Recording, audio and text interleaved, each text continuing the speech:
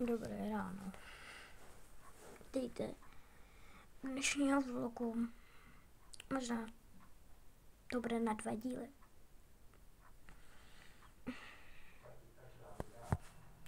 Babička už asi pustila televizi.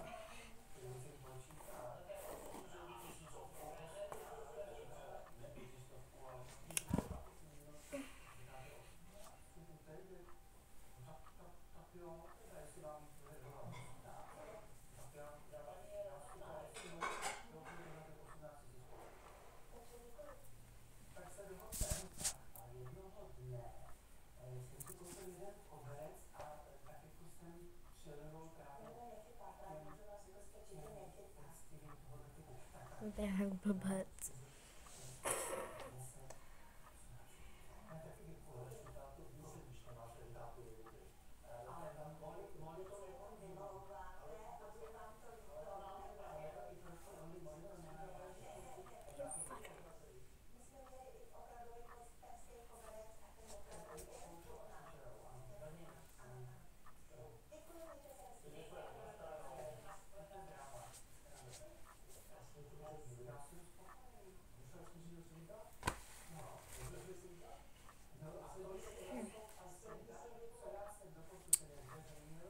Naší naprosto věrnou divačkou a opravdu si se mýlím a viděla každý díl.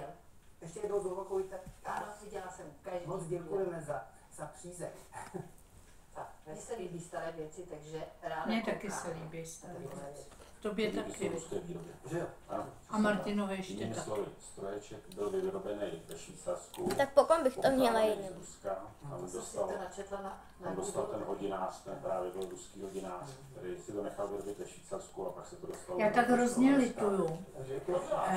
Děda, tak Ale jaká je vaše představa, jestli se můžu zeptat? 35. To byl odhad 35 až 40 tisíc. Jako odhadní prodejní cena to 35 až 40 tisíc. A já vám to řeknu tady, Za já co? s hodinkami úplně 35 až Za 40. hodinky. No.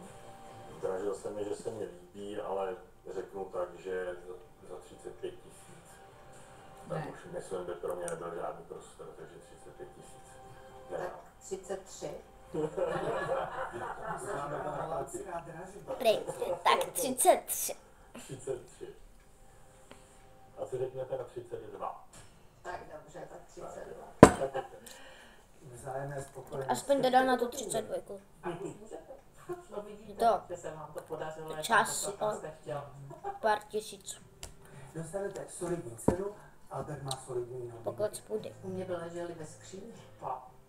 A určitě ty peníze dokážete si... No, já teď začnu šetřit.